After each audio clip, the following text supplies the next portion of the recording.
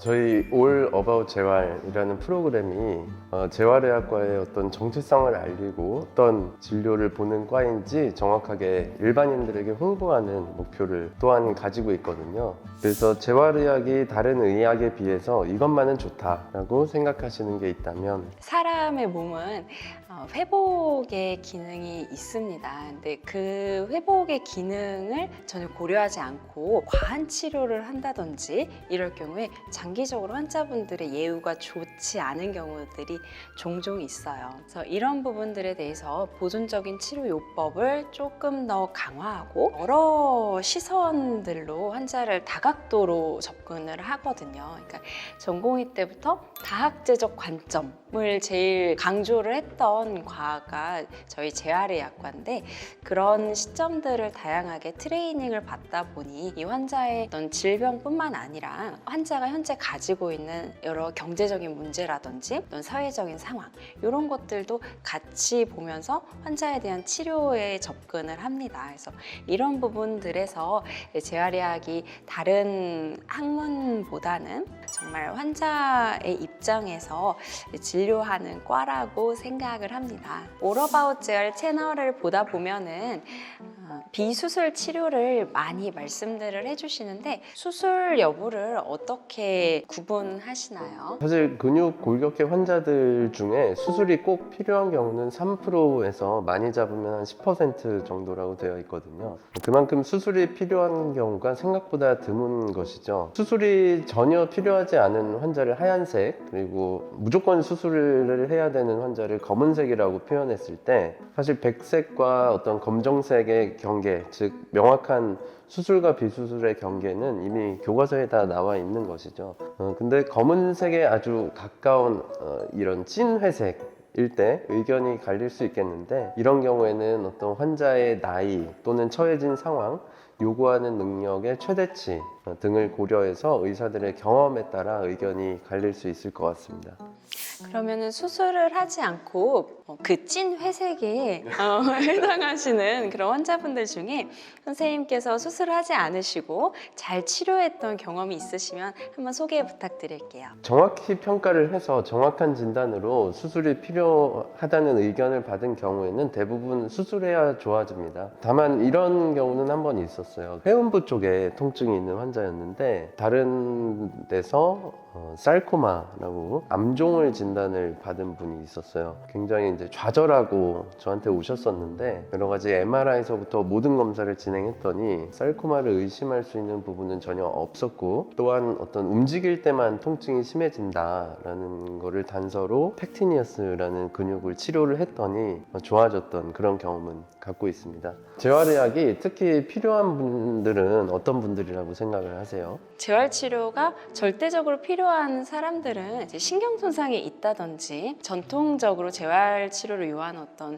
뇌손상이라든지, 그런 환자분들은 당연히 재활이 필요하고, 급성 통증이라든지 근력의 약화 때문에 발생하는 통증, 근위축, 이런 부분을 가지고 있는 환자들에게도 재활의학은 필요합니다. 제가 하고 있는 스포츠 재활 분야를 말씀을 드리면, 조금 더 근육이라든지 신경, 힘줄이라든지 이런 부분에 디테일을 보유하신 재활의학과 선생님들로부터 큰 도움을 받으실 수 있을 거라고 생각을 합니다. 혹시 원장님께서는 재활의학을 전공하시면서 한 살이라도 어릴 때 이걸 꼭 관리를 할 걸 하는 후회되는 부분이 있으세요? 일단 저는 어릴 때는 이렇게 음식이나 영양에 전혀 관심이 없는 사람이었는데요. 일단 먹는 걸 좋아하지 않기도 했고, 전혀 관심이 없었는데, 환자들을 보다 보니까 모든 것은 다 식습관 그리고 영양, 이걸로 이제 귀결이 되더라고요. 누구나 나이가 들면서 질병들이 찾아오는데, 어릴 때부터 어떻게 좋은 음식들을 먹었는지, 영양 상태를 어떻게 관리했는지, 그런 거에 따라서 어떤 사람들은 질병이 이제 굉장히 심각한 질병, 예를 들면은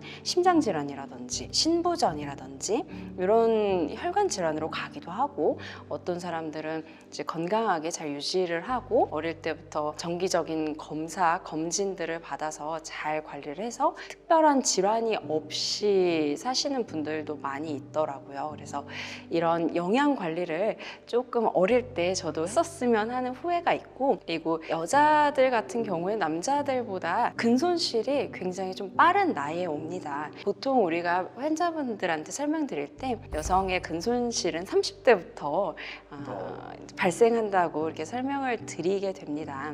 저도 이제 30대가 너무 나이에서 보니 근력이 부족하면 생기는 문제들이 너무 많더라고요. 일단 통증이 올 수가 있고, 그리고 뼈 나이가 제 나이보다 조금 더 노화가 되는 경우들이 많고, 그 외에도 여러 가지 문제점들이 많이 생겨서 한 살이라 젊었을 때 관리했으면 하는 두 가지를 꼽자면은 영양 상태, 그리고 두 번째는 운동, 이렇게 꼽을 것 같습니다. 어떤 사회적인 상황이나 또 생활 방식의 변화에 따라 오시는 환자분들이 좀 달라지기도 하잖아요. 혹시 요즘에 찾아오시는 환자분들의 특징이 있으셨나요? 요즘에는 젊은 분들이 굉장히 병원에 많이 와요. 유튜브가 일단 너무 많고, 그리고 의학 정보들이 너무 많다 보니까 환자분들이 일단 자기 몸을 너무 잘 압니다. 그래서 본인 진단을 다 내려서 오세요. 그래서 이거 검사해달라, 이런 치료해달라, 이렇게 찾아오시는 분들이 많아요. 근데 한편으로는 의사들도 이런 환자들을 만나면 훨씬 진료하기가 편합니다. 일단은 설명을 했을 때 이해도가 훨씬 높기 때문에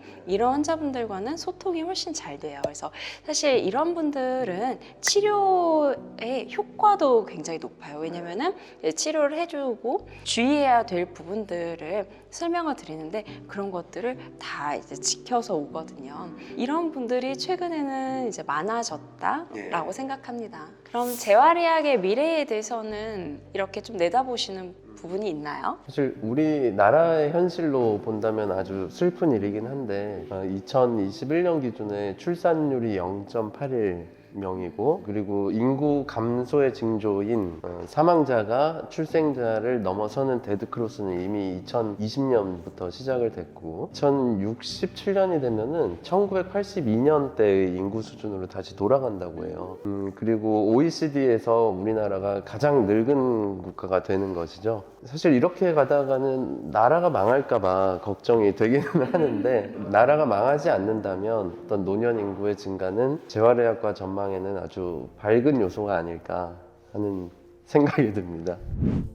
요즘은 꼭 의료인이 아니라도 거의 모든 분들이 의학적인 지식을 조금씩 갖추고 있으면 좋은 세상인 것 같아요. 근데 우리 All About 재활 채널은 정말 찐 전문가들의 설명을 돈 한 푼 들이지 않고 볼 수 있는 좋은 채널인 것 같습니다. 지금은 선생님들께서 워낙 진료에 바쁘시고 해서 업로드를 주 1회밖에 못하고 있지만 한 10개에서 15개 정도 영상이 쌓인 이후부터는 사회적인 이슈가 되는 것들, 그리고 또 유명한 뭐 운동선수분들이라든지 여러 셀럽분들도 모시고 또 스포츠 스타 분들도 섭외해서 뭔가 좀 다양한 구성을 할 예정이니 많은 시청 바라겠습니다. 감사합니다. 감사합니다.